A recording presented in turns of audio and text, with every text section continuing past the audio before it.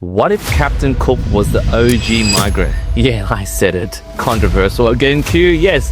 What if Captain Cook was just another goddamn migrant? He's not the so-called hero, not a villain, just the first bloke who rocked up uninvited and then claimed he was discovering something and started the long tradition of taking more than you can give. Because guys, here's the spicy thought. Australia's migration divide, it didn't start in 2024, it didn't start in 2014 if you want to go that far. It started on a wooden boat in 1770. In this episode, we're breaking down why the story we tell about Captain Cook might be the original migration myth, how modern migrants, especially brown, black, and Asian ones like myself, are held to completely different standards. And also, we're going to look at the economic double standard. That's right, guys. Rich migrants equal investors. Poor migrants, like my parents back then, equal burden. And why Australia loves migrants, but only when they stay quiet, build homes, and don't complain. Because in today's episode, guys, this isn't a history lesson. It's a financial conspiracy with colonial roots. So right now, guys, let's dive in this rabbit hole and see how deep this rabbit hole really goes. Because think about it, guys. Captain Cook discovered Australia in 1770. They always say that, they always teach that in the textbooks. That's the version we grew up with, right? But the thing is, guys, Cook didn't discover anything. He arrived, he planted a flag, and he started a chain of land grabs that today migrants would never get away with. You know, they say things like, oh, we acknowledge the traditional owners of the land, end quote, right? Yeah, we hear that all the time. But yet, guys, we still ignore the traditional owners of the land and we still buy, sell, and tax the crap of the land that we don't own. So my take on this guy is, Cook was the original OG property flipper, right? He found some land, got the Crown to underwrite it, and then never paid stamp duty. I mean, try doing that in 2025. We'll be incarcerated in prison. Now on this point, I know I'm kind of being controversial, but on this point, let's compare that to how modern migrants are treated these days. I mean, there's always this narrative, the good migrant versus the bad migrant. They always say, oh, we need the skilled migrants to boost the economy, end quote. Or, oh, the migrants are taking our jobs and push up rents. And we always see these type of headlines, right? Same week, same country, welcome to Australia, right? And on top of that, guys, look at the irony from the mobs in Canberra, right? Those guys, they love the high net worth migrants. You know, if you buy a few properties, you're like an investor. But then on the other end, if you bring your old parents over here and they have an accent, oh, suddenly they're a threat. My take on this, guys, is if Captain Cook arrived in Australia as a boat migrant with no visa, he'll be detained in Nauru in an instant. But fortunately, if he was white, and not to focus on his skin color, but because he was white back then and well-dressed and confident, he eventually became our national icon in history books. And guys, this isn't just culture, right? It's baked into our housing system.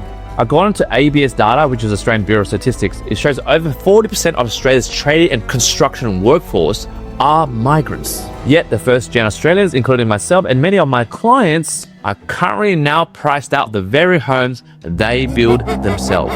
So when poor folks like us say, oh, we need more housing supply, we just need more affordable housing, just increase the supply so we can afford the basic living of owning our own home. But no, guys, the police in Canberra, they turn around and what do, guys? They cap borrowing capacity for the locals. They throw extra taxes at temporary visa holders. And they run through this whole pretense that every new migrant is some property speculator driving up prices. Because let's get real, guys. Once new migrants, when they become permanent residents, they're also taxed the same as everyone else, guys. And most of my clients are trying to get their foot into the door while the police upstairs think they're trying to flip luxury penthouses. And while I'm on that topic, guys, meanwhile, foreign investors who don't even live here, they can actually buy land, houses, and units through loopholes like trusts and shell companies. So guys, explain that to me. How is that fair that a single mum from Vietnam working night shifts in aged care gets told to sit tight while we have offshore companies that keep pouring capital into our property market untouched? So guys, this is my take. Captain Cook didn't just take land.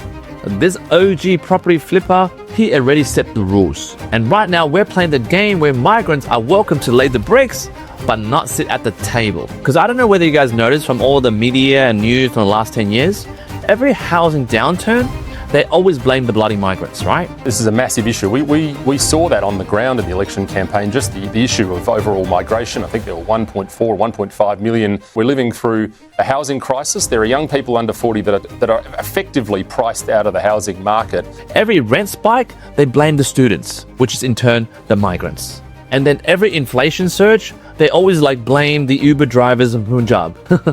Meanwhile, guys, negative gearing loopholes for Aussie bond investors cost taxpayers over $20 billion a year.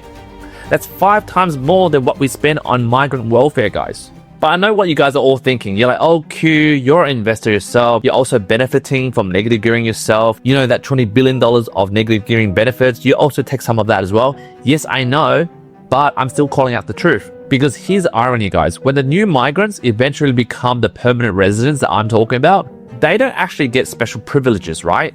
They just access the same tax system like you guys, the locals, and like myself. And yes, on the same page, now when they become PR and they buy property, investment properties, they get to negative gear. But what I'm trying to say is that's not some unfair migrant advantage, guys. That's just a system loophole that's available to anyone with borrowing power at the moment. But what I'm trying to say is the difference is most new migrants actually have to start from zero, right? The guys that I talk to every single day, through my bookings, those guys work twice as hard just to play catch up to the locals like myself. So yes, guys, I'm one of those locals ironically benefiting from the 20 billion negative gearing, but I'm still calling out the truth. The truth is when there is a housing issue, the migrants that come in get the actual blame. But us locals, let's point the finger at them. And yes, I said it. So guys, when people say, oh, Australia is full, what they really mean is, quote, my property portfolio is full, guys. I don't want more competition, end quote.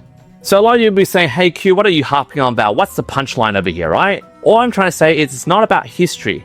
It's all about control, guys. Right now, let's talk about who is really benefiting from this system. I mean, look at the pollies. Look at the recent news article that says the average pollies in terms of their property portfolio. They have about 3 to 6 properties each as a politician. But these guys that are in the system are benefiting from OG Cook's property gain. And look at the media outlets, right?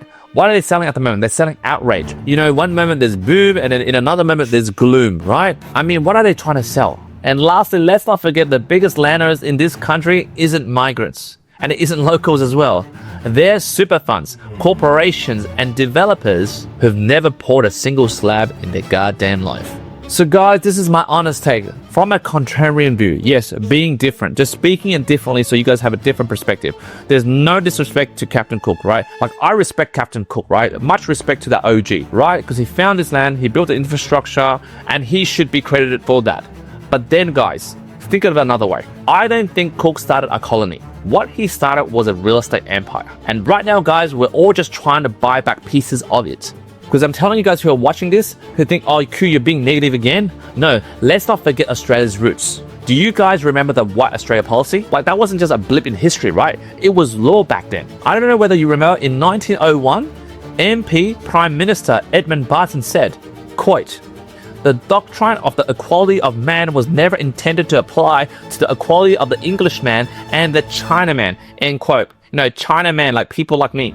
And Labour leader Chris Watson backed it up by saying, quote, we know that coloured people are not wanted here, end quote. Take a moment just to reflect on that history, guys.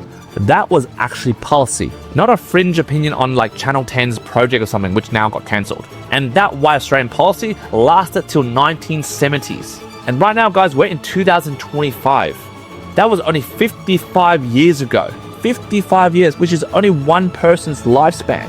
All I'm saying, guys, besides the government propaganda, the same country that celebrates Cook's arrival also actively banned Asian migrants for 70 years, guys. And now, right now, it's turning around saying, oh, diversity is our strength. So guys who are watching this, if you're feeling like the system was never built for you, because it wasn't, I'm telling you, I know it's a hurtful truth. It's designed to keep Australia white, wealthy, and walled off. And everything since 1970s, it has been just a retrofit. What I'm trying to say is that from that foundation, they're just trying to make it a little bit more progressive. But still, it's based on that foundation. So guys who watch this far, before you swipe off or click to another video, I want you to think about this, right? If Captain Cook was the OG migrant, then every migrant since then has been playing catch up. But right now in 2025, the rules are still rigged. The game has changed. The wealth game is getting harder. And like I said in this video, the scoreboard of those who are winning and those who are losing is hidden. So you don't know where the hell you are at the moment. But here's the twist, guys. Some of us are still winning. My clients, migrants, not migrants, locals, Aussie, whoever is waking up to this truth, to this matrix that we're in, they are using my holistic lending services combined with my financial advisors to get financial advice, my accountants to set up the best structure in terms of trusts or companies, and along with that, working with my multitude of buyers agents who know all the hot property suburbs in Australia right now, my clients with their custom A-team are playing the game so they can catch up to old mate Captain Cook. So if you guys are interested in knowing more about this, I suggest you book a 15-minute strategy call or a 60-minute deep dive so I can tailor a holistic lending solution for you, because I'm telling you right now, the system that we're in is designed to exclude people like us. But that doesn't mean we can't beat it. But hey, if you're not ready, just hit the like button, hit the follow button if you like more videos like this, and most importantly, smash the share button, share this to your mate, because knowledge is power, and sometimes thinking differently is what sets you apart. Again, thank you for watching another episode of That Property Roast, and I'll see you in the next few days.